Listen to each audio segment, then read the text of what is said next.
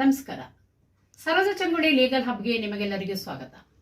ನಾನು ಇವತ್ತು ನಮ್ಮ ಕರ್ನಾಟಕ ಹೈಕೋರ್ಟಿನ ಒಂದು ತೀರ್ಪಿನ ಬಗ್ಗೆ ಮಾತಾಡ್ತಾ ಇದ್ದೀನಿ. ಹಾಸನ ಜಿಲ್ಲೆಯ ವ್ಯಕ್ತಿಯೊಬ್ಬರ ಮೇಲೆ SC ST ದೌರ್ಜನ್ಯ ತಡೆ ಕಾಯ್ದೆ ಮತ್ತು ಫೋಕ್ಸೋ ಕಾಯ್ದೆ ಎರಡು ಕಾಯ್ದೆಗಳಡಿ FIR ದಾಖಲೆ ಆಗುತ್ತೆ. ಆತ ಎರಡು ಕಾಯ್ದೆಯಡಿ ತನಗೆ ಜಾಮೀನು ಬೇಕು ಅಂತ ಹೇಳಿ CRPCಯ ಸೆಕ್ಷನ್ 439 ಅಡಿಯಲ್ಲಿ ಒಂದು ಜಾಮೀನು ಅರ್ಜಿಯನ್ನ ನ್ಯಾಯಾಲಯಕ್ಕೆ ವಕೀಲರ ಮೂಲಕ ಸಲ್ಲಿಸ್ತಾನೆ.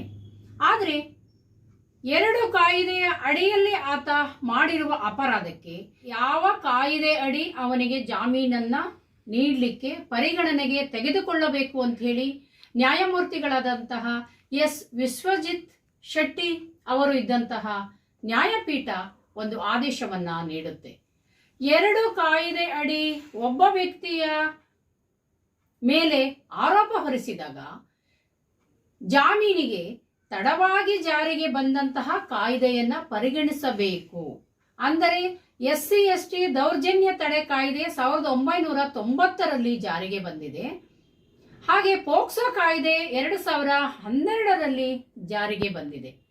ಹಾಗಾಗಿ ಪೋಕ್ಸೋ ಕಾಯ್ದೆಯ ಅಂಶಗಳನ್ನ ಪರಿಗಣನೆಗೆ ತೆಗೆದುಕೊಂಡು ಆತನಿಗೆ ಜಾಮೀನನ್ನ ನೀಡಲಿಕ್ಕೆ ಬರೋದಿಲ್ಲ ಅಂತ ಹೇಳಿ ನ್ಯಾಯಮೂರ್ತಿಗಳಾದಂತಹ S ವಿಶ್ವಜಿತ್ ಶೆಟ್ಟಿ ಸಾಹೇಬರಿದ್ದಂತಹ ಏಕಸದಸ್ಯ ಪೀಠ ತೀರ್ಪನ್ನ ಕೊಟ್ಟು ಆತನಿಗೆ ಜಾಮೀನನ್ನ ಕೊಡ್ಲಿಕ್ಕೆ ಆಗೋದಿಲ್ಲ ಅಂತ ಹೇಳಿ ಆತನ ಜಾಮೀನ ಅರ್ಜಿಯನ್ನ ವಜಾಗೊಳಿಸುತ್ತೆ. SC ST ದೌರ್ಜನ್ಯ ತಡೆ ಕಾಯ್ದೆ ಸೆಕ್ಷನ್ 20ರ ಪ್ರಕಾರ ಈ ಕಾಯ್ದೆ ನಂತರ ಜಾರಿಗೆ ಬಂದಂತಹ ಇತರ ಕಾಯ್ದೆಗಳನ್ನ ಹಿಂದಿಕ್ಕಲು ಅವಕಾಶ ಇದೆ. ಹಾಗೆಯೇ ಪೋಕ್ಸೋ ಕಾಯ್ದೆಯ ಸೆಕ್ಷನ್ 42A ಪ್ರಕಾರ ಹಾಸನ ಜಿಲ್ಲೆಯ ಆ ಒಬ್ಬ ಆರೋಪಿಯ ಜಾಮೀನು ಅರ್ಜಿಯನ್ನ ತಿರಸ್ಕಾರ ಮಾಡಲಾಗುತ್ತದೆ. ಈ ಪ್ರಕರಣದ ಹಿನ್ನೆಲೆಯನ್ನ ತೆಗೆದುಕೊಂಡರೆ ಈ ಪ್ರಕರಣದ ಆರೋಪಿ ಅಪ್ರಾಪ್ತ ಬಾಲಕಿಯ ಮೇಲೆ ಅತ್ಯಾಚಾರ ಮಾಡುತ್ತಾನೆ. ಅದೇ ದಿನ ಸಾಯಂಕಾಲ ಆಕೆಯ ಮನೆಗೆ ಹೋಗಿ ನೀನು ನನ್ನನ್ನ ಮದುವೆ ಆಗು ಅಂತ ಹೇಳಿ ಆಕೆಗೆ ಒಂದು ತಾಕೀತನ್ನ ಮಾಡುತ್ತಾನೆ. ಅದೇ ದಿನ ಆಕೆಯ ಮನೆಗೆ ಹೋಗಿ ತನ್ನನ್ನ ಮದುವೆ ಆಗು ಅಂತ ಹೇಳಿ ಒತ್ತಡವನ್ನ ಹೇರ್ತಾನೆ. ಹಾಗೆ ಆಕೆಯ ಪೋಷಕರೊಂದಿಗೆ ಸಹ ವಾಗ್ವಾದ ಮಾಡಿ ಜೀವ ಬೆದರಿಕೆಯನ್ನ ಒಡ್ಡಿ ನಿಮ್ಮ ಮಗಳನ್ನ ನನಗೆ ಕೊಟ್ಟು ಮದುವೆ ಮಾಡಬೇಕು ಅಂತ ಹೇಳಿ ಧಮಕಿಯನ್ನ ಹಾಕ್ತಾನೆ. ಆ ಹುಡುಗಿ ಇದೇ ಒಂದು ಪ್ರಕರಣದಿಂದ ಮನನೊಂದು ಆತನಿಂದ ಅತ್ಯಾಚಾರಕ್ಕೆ ಒಳಗಾದಂತಹ ಅಪ್ರಾಪ್ತ ಬಾಲಕಿ ಆತ್ಮಹತ್ಯೆ ಮಾಡಿಕೊಂಡು ಸತ್ತು ಹೋಗ್ತಾಳೆ.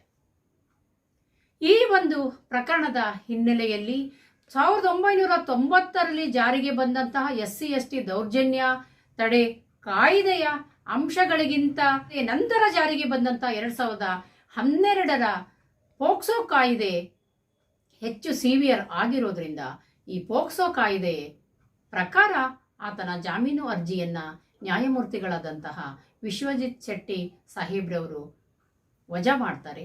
ಈ ಒಂದು ಕಾನೂನು ಮಾಹಿತಿಯನ್ನ ತಾವು ಪ್ರಯೋಜನ ಪಡ್ಕೊಳ್ಳಿ ಅಂತ ಹೇಳ್ತಾ, ತಾವು ಇದುವರೆಗೂ ಸರೋಜ ಚಂಗೋಳಿ ಲೀಗಲ್ ಹಬ್ ಚಾನಲ್ ಅನ್ನ ಸಬ್ಸ್ಕ್ರೈಬ್ ಮಾಡದೇ ಇದ್ರೆ ದಯವಿಟ್ಟು ಸಬ್ಸ್ಕ್ರೈಬ್ ಮಾಡ್ಕೊಳ್ಳಿ. ಹಾಗೆ ಈ ವಿಡಿಯೋವನ್ನ ಇತರರಿಗೆ ಶೇರ್ ಮಾಡಿ ಅಂತ ಕೇಳ್ಕೊಳ್ತಾ ಈ ಕಾನೂನು ಮಾಹಿತಿಯನ್ನ ಮುಗಿಸ್ತಾ ಇದ್ದೀನಿ. ನಮಸ್ಕಾರ.